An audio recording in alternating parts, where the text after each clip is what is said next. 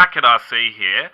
So I've made this Gearbox-Driveshaft system, and the purpose behind it is to improve the thrust, the efficiency of it, while protecting the motor shaft and also protecting the prop shaft or drive shaft as well. It kind of works like the ones in your car.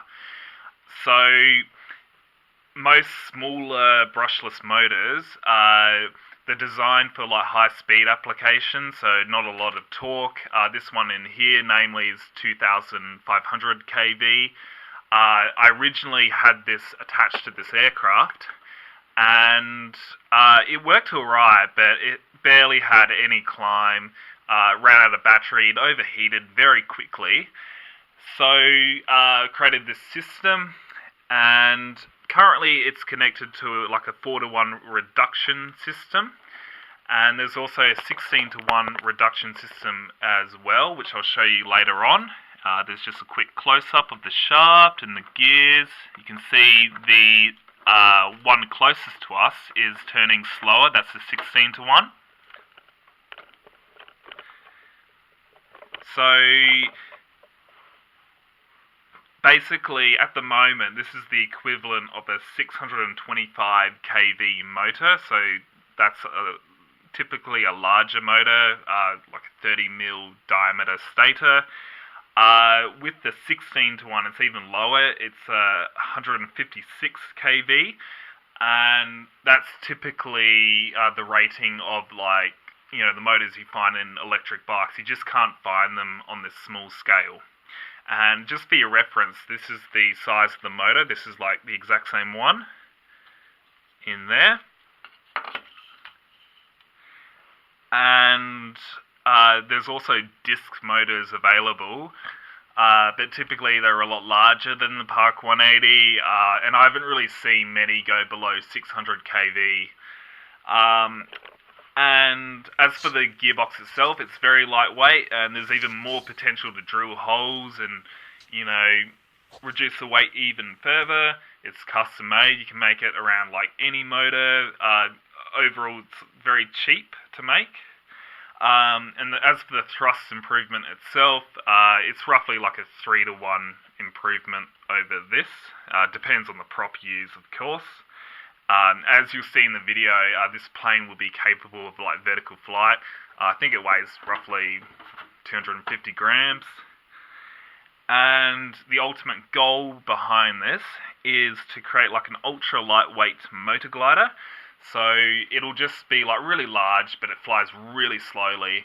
And you need like a really big prop turning slowly to like match the efficiency of the airframe. If you're just running like something like this, it will just be pushing like a small amount of air really fast, but it won't really be doing much efficient work.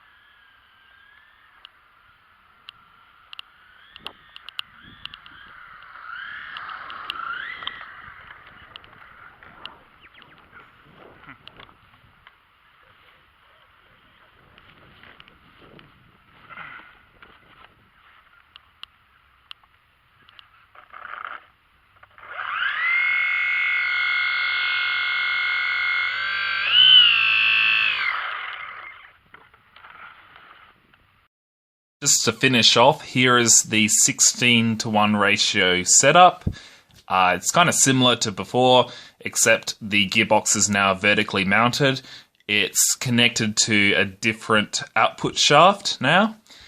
And I'll just show you the gear setup.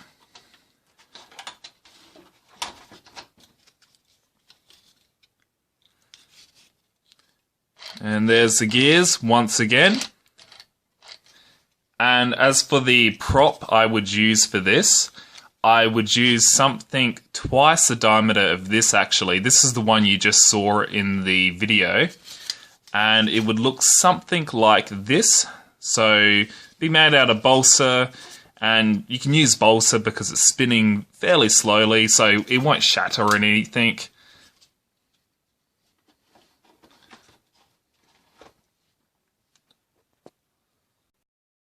While the prop shaft is spinning, I'll try and stop it with my fingers to show the amount of torque.